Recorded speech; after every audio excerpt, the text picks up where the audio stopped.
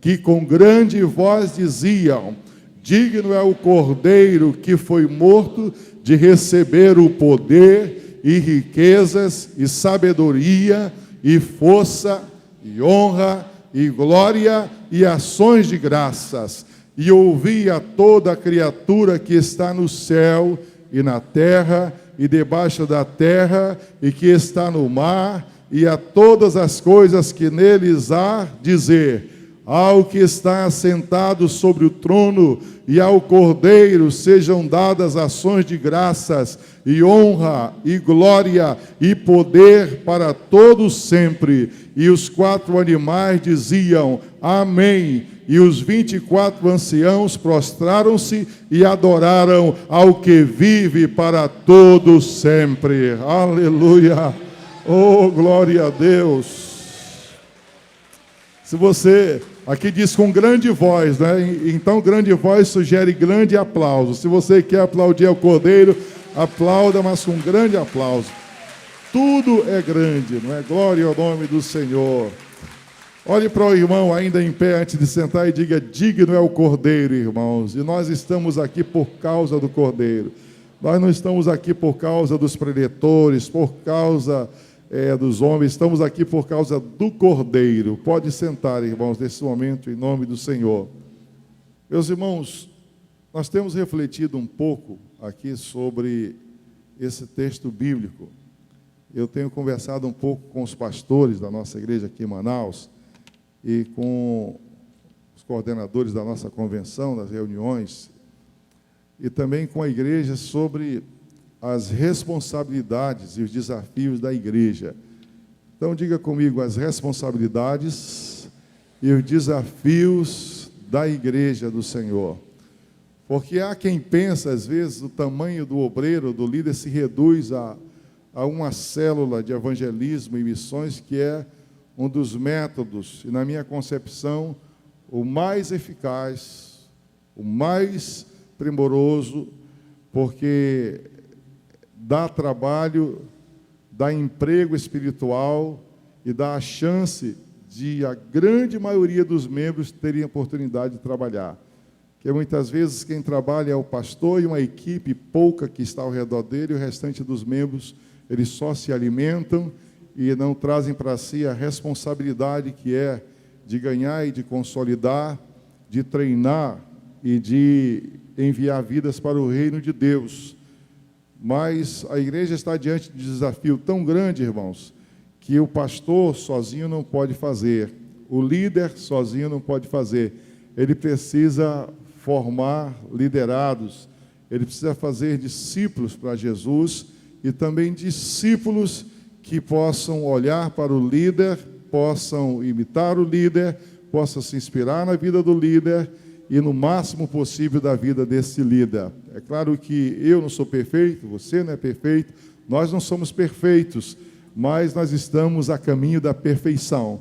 Se nós fôssemos buscar um líder perfeito para ministrar sobre nós, nenhum de nós teria condições de estar à frente de uma vida sequer.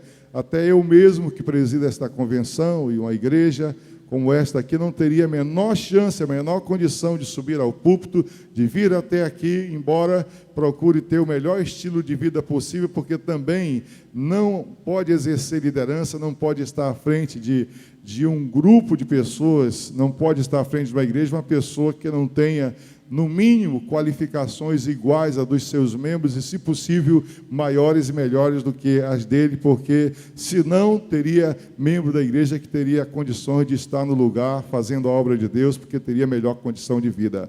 Mas todos nós temos o nosso nome escrito no livro da vida, fomos chamados. A maior dádiva que um líder pode ter não é de ser líder, de ser pastor, de ser presidente, não é de ser um supervisor, um coordenador.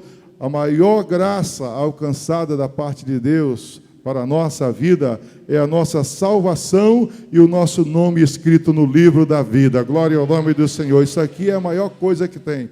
Porque tem líder perdido, tem pastor perdido, tem liderados perdidos, tem crentes perdidos também. E nós precisamos atentar muito para isso na nossa vida, meus amados irmãos. Então, Meus queridos, nós precisamos entender que igreja e missão, tem muitas pessoas que estão desmotivados à frente da sua, como líder.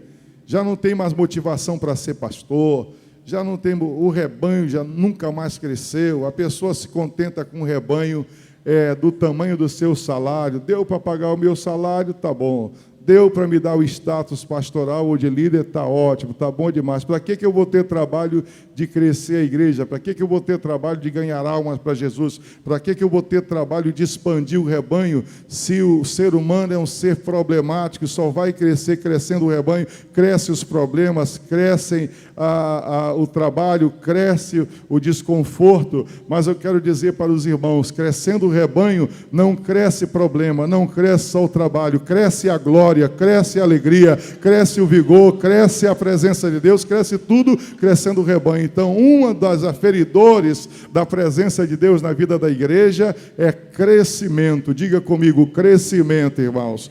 Quando uma igreja está parada e não tem crescido, alguma coisa está errada nela. Alguma coisa precisa ser revista, alguma coisa precisa ser refeita, alguma coisa precisa ser reavaliada, porque a principal missão da igreja não é ter receita, não é ter renda, não é ter templo bonito. Ela pode até não ter um templo bonito, não ter a maior receita do mundo, porque há lugares em que as pessoas não têm mesmo condição. É uma comunidade indígena, é uma comunidade pequena, é um Paraná, é um Igarapé, é um rio, é um braço de rio, é um lago, é um povoado, é um beiradão, é uma fronteira. Às vezes é um município que não tem tantas condições. O maior aferidor da presença de Deus, da glória de Deus na vida da igreja, não é nem só o pastor falar em línguas estranhas espirituais, não é a pessoa sapatear, a pessoa cantar, a pessoa pular. Deus deixou a igreja na face da terra para ser santa, mas Deus deixou a igreja na face da terra para expandir o reino de Deus na face da terra. E quanto mais o reino de Deus cresce, menos o reino do diabo cresce. Quanto mais o reino de Deus cresce, menos fica a ação de Satanás na vida da comunidade e na vida da igreja do Senhor Jesus. Quantos querem crescimento numérico na sua vida? Levante as suas duas mãos aos céus nesta hora. Não se contente só em falar em línguas, não se contente só em cantar, só em pular, só em dançar, só em falar alto. Vamos buscar o crescimento da igreja, porque se a luz cresce, as trevas se dissipam. Se o reino de Deus se expande, o reino de Satanás se encolhe. E é isto que Deus quer para mim, para você e para nós. Glória ao nome do Senhor Jesus para sempre. É ou não é, irmãos? Isso. Qual é a principal missão da igreja? É transformar o mundo. É a principal missão da igreja. Para que essa transformação aconteça, eu preciso ser transformado primeiro. Diga assim, eu preciso ser transformado primeiro. E que nessa conferência de liderança, nessa convenção, que Deus transforme o nosso pensamento, que Deus transforme o nosso sentimento, que Deus amplie a nossa forma de pensar, que Deus amplie as nossas imagens, que Deus amplie os nossos sonhos, que Deus amplie as nossas dimensões, que Deus nos leve além dos nossos limites, que Deus nos tire da nossa zona de conforto, que Deus nos leve para mar alto, glória a Deus. E se eu ou você, se alguém de nós aqui já estiver dobrando a rede, pensando que é o fim, Deus vai te dizer, por que você está dobrando a rede? E você vai dizer, Senhor, porque eu estou naquele campo, eu estou naquele lugar, eu estou naquela célula, eu estou naquela geração, eu estou fazendo a tua obra, mas tem algum tempo que não tem multiplicação na minha vida, que eu não vejo peixes, que eu não vejo multiplicação no meu ministério. E o Senhor vai dizer para mim, para você, nessa conferência, até o final dela, dizendo, então entra no barco e vamos comigo para mar alto, e você vai ver que vai haver uma grande pescaria no teu ministério. Glória ao nome do Senhor Jesus para sempre. Quantos querem receber de Deus bênção bênçãos multiplicadas nesta conferência. Olha para o teu irmão e diga: irmão, abre o teu coração, te alegra no Senhor, porque há uma grande pescaria no teu ministério, no teu campo, na tua célula. Após esta conferência, a tua vida não será mais a mesma. Deus vai te dar uma unção de multiplicação, uma unção de graça, uma unção de renovo, uma unção de poder, uma unção de evangelização, uma unção de obra missionária. Glória a Deus para sempre. Se você crê nisso, me permita pedir mais um gesto seu. Olha para o teu irmão, dá uma espalmada, segura a mão dele, sacode ele e diga: Deus, irmão, aleluia, ele tem coisas tremendas para você, para mim e para nós nesta noite. Aleluia. Meus amados e queridos irmãos, então, a igreja, ela precisa entender também que ela precisa atuar em alguns aspectos, porque Jesus começou a missão dela aqui na terra e fez perfeito. Jesus foi perfeito e ele entregou a missão para nós, a igreja. Não foi para anjos. Os anjos querem, desejam muito. Eles ficam olhando para mim e para você, não é? Deus dá ordem aos anjos a nosso serviço. Eles estão ao nosso redor, nos olhando, estão ao nosso redor, nos admirando, ao nosso redor, assim, vendo a missão tão sublime que Deus nos deu, mas eles estão ao nosso redor, sempre cumprindo as ordens de Deus a nosso respeito. Agora, foi a mim e a você que Deus deu a missão de transformar o mundo. Foi a mim e a você que Deus deu a missão. Então, irmãos, nós precisamos entender que esta missão, eu já estou praticamente chegando ao final desta breve reflexão, para louvarmos a Deus com mais uma música, as mulheres irem para o seu local e os homens ficarem aqui. Então, vejam bem aqui o que diz a palavra de Deus, no verso, qual é o papel da igreja? Apocalipse 5, versos 9 até o 14, vejam bem que aqui dá uma visão ampla da igreja, irmãos. Então, vejam do verso 9 em diante o que diz. E cantavam um novo cântico, dizendo: digno és de tomar o livro, de abrir os seus selos, porque foste morto e com o teu sangue compraste para Deus homens de toda a tribo, e língua, e povo, e nação. E para o nosso Deus os fizestes reis e sacerdotes, e eles reinarão sobre a terra. Quantos creem, na verdade, desse texto aqui? Deus nos fez reis e sacerdotes, e nós reinaremos com eles sobre a terra. Se alegre por isso, irmão, não é? Nós precisamos vibrar pelas coisas da Bíblia. E olhei e ouvi a voz de muitos anjos ao redor do trono, e dos animais e dos anciãos, e era o número deles milhões de milhões e milhares de milhares. Imagine a intensidade com que esses milhões de milhões e milhares de milhares clamavam. Diz aqui que eles clamavam, que com grande voz. Então eles não estavam dizendo assim com a voz mirrada, bem pequenininha, bem baixa. Por exemplo, digno é o cordeiro que foi o morto de receber. Porque às vezes tem líder que está assim.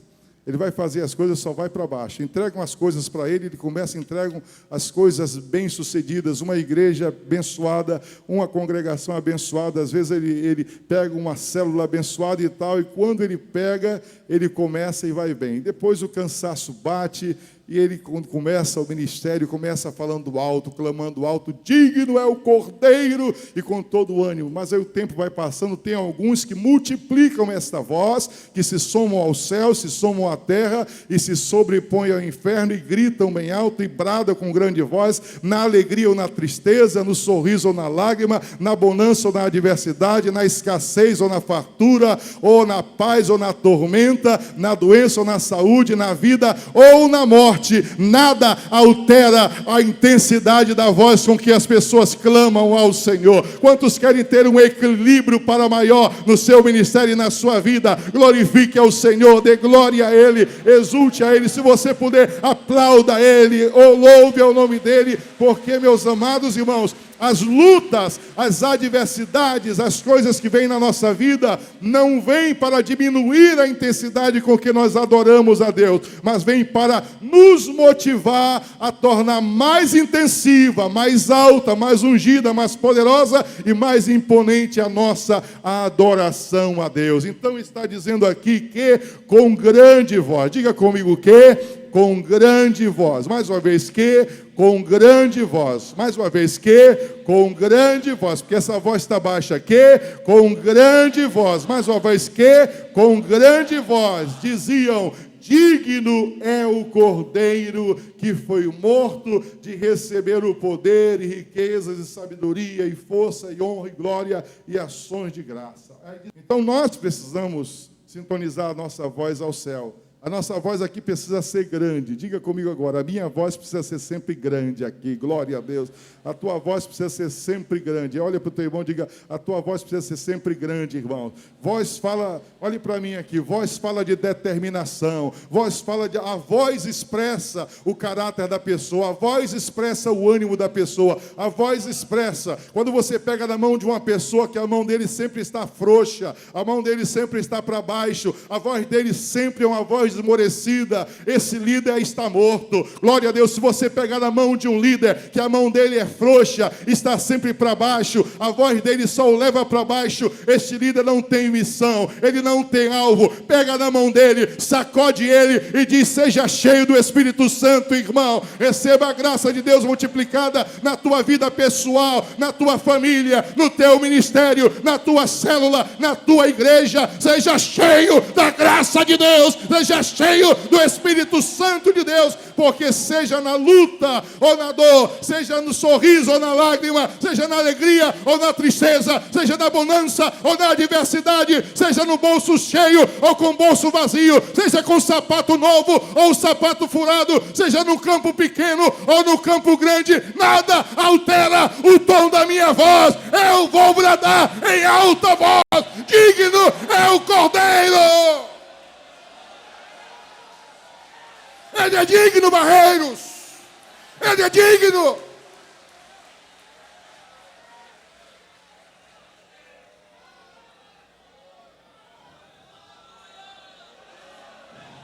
Tem obreiros que quando ele está pregando, ele quer que a igreja pule, ele vibre, ela se alegre, mas ele é como um morto na convenção, ele é como um morto na igreja. Desperta, líder, desperta, pastor, brada em alta voz e diz que digno é o Cordeiro. Glória a Deus para sempre.